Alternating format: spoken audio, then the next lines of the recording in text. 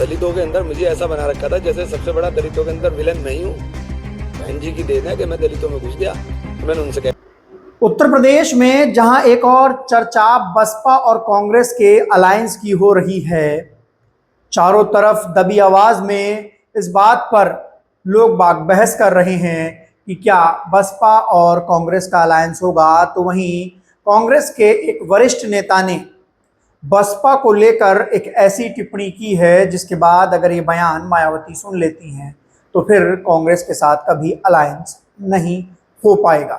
नमस्कार, मेरा नाम है गौरव पाल, आप देख रहे हैं गौरव का चश्मा। पश्चिम उत्तर प्रदेश में सहारनपुर के सांसद इमरान मसूद लगातार अपने बयानों को लेकर चर्चाओं में रहते हैं। इमरान मसूद समाजवादी पार्टी पर हमलावर रहते हैं, अखिलेश यादव पर हमलावर रहते हैं और बार बार दावा करते हैं कि वो अलायंस जिससे भी करेंगे बराबरी के हक का करेंगे। और उन्होंने हाल ही में यूपी तक के साथ अपने पॉडकास्ट में कुछ ऐसी बातें कही जिसके बाद यूपी की सियासत फिर से गर्मा चुकी है। जो लोग बसपा और कांग्रेस के अलायंस की बात कर रहे हैं उनको ये बयान सुनना चाहिए। इमरान मसूद ने बसपा पर ऐसी टिप्पणी की है जिसके बाद अगर मायावती ये बयान सुन लेंगी तो फिर कांग्रेस के साथ अलायंस नहीं हो पाएगा, क्योंकि इमरान मसूद खुद को गांधी परिवार का खास बताते हैं। हाल ही में इमरान मसूद ने यूपी तक के political journalist, political editor Kumar Abhishek के साथ एक पॉडकास्ट में कहा कि बसपा को उन्होंने तोड़ दिया है, बसपा खोखली हो गई है और बसपा अब किताबों के बोझ तले दब गई है और इसी वजह से बसपा ने दम तोड़ दिया है, बसपा खत्म हो गई है। ये बात इमरान मसूद ने कही। तोड़ दिया, खत्म खोखला करा। बसपा की तो पॉलिसीज ने खोखला कर दिया। वो जो किताबें हैं ना बसपा में, उन किताबों ने उस पार्टी को खा लिया। और किताब की बेचारी की कीमत ऐसी है कि वो चेंज होती रहती है, तो उन किताबों ने बसपा पर बार बार किताबों के आरोप लगते हैं और इमरान मसूद ने यह भी कहा कि बसपा में 250 लोग हैं जो पार्टी को चला रहे हैं। इन्हीं लोगों को कभी हटा दिया जाता है, कभी लगा दिया जाता है, कभी लोगों का प्रमोशन हो जाता है, कभी डिमोशन हो जाता है और ऐसा करने से ही बसपा जो है वो रस्ताल में जा रही है। इमरान मसूद का ये बयान ऐसे समय में आया जब कांग्रेस और बसपा के बीच अलायंस को लेकर चर्चा चल रही है। अब बात देखी जाए उत्तर प्रदेश में बसपा और कांग्रेस की, तो बीएसपी कांग्रेस से तो ज्यादा मजबूत है अगर विधानसभा चुनाव के हिसाब से देखा जाए तो, वोट शेयर के मामले में देखा जाए तो। लेकिन इमरान मसूद के इस बयान ने यूपी के सियासी गलियारे में तहलका मचा दिया है। इमरान मसूद ने जो बात कही, क्या हाथी सच में किताबों के बोझ तले दब चुका है, ये बात कई लोग कहते हैं। और इस समय बीएसपी में लगातार टिकट अनाउंस हो रहे हैं, बीएसपी में ज्वाइनिंगें हो रही हैं, लेकिन एक बड़ा तबका पुराने नेताओं का, एक बड़ा तबका उन नेताओं का जो बसपा में आना चाहते हैं, वो बार बार यही बात कहते हैं कि ये जो किताबों वाला प्रोटोकॉल है वो सही नहीं है। ऐसे में कांशीराम साहब के फॉर्मूले पर बसपा चलती है और कांशीराम साहब कहा करते थे, एक वोट एक नोट। जिससे आप वोट ले रहे हैं उससे आप अपनी पार्टी में सहयोग भी लीजिए, तभी वो वोट आपको मिलेगा। लेकिन कांशीराम साहब के समय में दौर अलग था। उस समय बसपा सड़कों पर दिखती थी, कांशीराम साहब सड़कों पर संघर्ष करते थे, वो लड़ती भिड़ती हर राज्य में दिखाई देती थी। अब बीएसपी अपने कार्यक्रम कर रही है, टिकट अनाउंस कर रही है, कल अमरोहा में एक रैली की, लेकिन उस तरीके से केंद्रीय नेतृत्व जो है वो सड़कों पर, मीडिया में एक्टिव नहीं दिखाई देता, वो हर मुद्दे पर हमलावर नहीं होता। जाहिर सी बात है, अगर बीएसपी सुप्रीमो हमलावर नहीं है तो उनके नेता भी हमलावर नहीं होते, क्योंकि बीएसपी में ये बात का सख्त हिदायत दी जाती है या फिर बीएसपी में इस बात को सख्त माना जाता है कि जिस मुद्दे पर मायावती नहीं बोलती उस मुद्दे पर बसपा का कोई और नेता बोलने से घबराता है, बोलने से डरता है।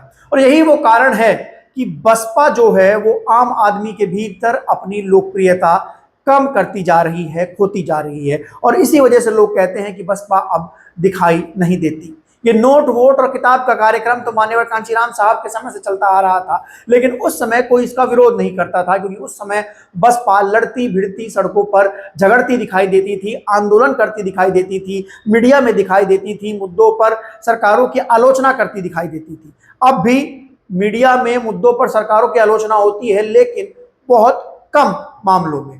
बीएसपी के जो नेता हैं, जो बीएसपी के कोऑर्डिनेटर हैं, उनका काम पार्टी लाइन को आगे बढ़ाना कम सिर्फ एक तरीके से पार्टी का प्रोटोकॉल पूरा करने पर लगा हुआ है। वो पार्टी में लोगों को शामिल तो कराते हैं, लेकिन ना तो उसको लेकर कोई बड़ी प्रेस कॉन्फ्रेंस करते हैं, ना ही उसको लेकर कोई बड़ा ऐसा माहौल क्रिएट करते हैं। जैसे समाजवादी पार्टी में अगर कोई ज्वाइनिंग होती है, अगर बीजेपी में कोई ज्वाइनिंग होती है तो वो उनके स्टेट कार्यालय लखनऊ पर होती है, लेकिन बसपा में अगर कोई ज्वाइनिंग होती है तो वो उस विधानसभा और उस जिले में होती है, जिस वजह से वो एक बड़ी खबर नहीं बन पाती। लेकिन अगर यही सब चीजें बसपा अपने स्टेट कार्यालय पर करने लगे, लखनऊ की मीडिया के सामने करने लगे, तो ये अपने आप में एक बड़ी खबर बन सकती है। जो बात इमरान मसूद ने कही, क्या हाथी किताबों के बोझ तले दब गया है, ये बात तमाम लोग इस पर सवाल पूछते हैं। हर पार्टी अपने आप को चलाने के लिए चंदा लेती है, कुछ लोग धन्ना सेठों से लेते हैं, कुछ लोग आम आदमी से लेते हैं। बसपा कहती है कि हम धन्ना सेठों से चंदा नहीं लेते, हम आम आदमी से चंदा लेते हैं और उससे अपनी पार्टी चलाते हैं, और उसी को ही लोग जो हैं वो किताबें बता दिया करते हैं। आपको बता दें कि जिस तरीके से बीएसपी का जनाधार कम हुआ है, उसके लिए 2027 का चुनाव बहुत महत्वपूर्ण है।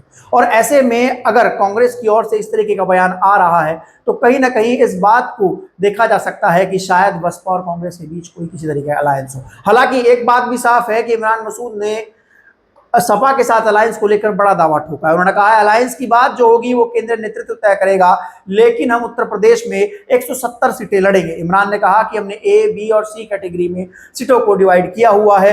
ए सीट वो है, ए कैटेगरी की सीट हमारी 170 सीटें हैं, यानी जिन पर हम चुनाव लड़ेंगे ही लड़ेंगे, लड़ना ही लड़ना चाहते हैं। बड़ा सवाल यह है कि क्या समाजवादी पार्टी कांग्रेस को उत्तर प्रदेश में 170 सीटें दे सकती है?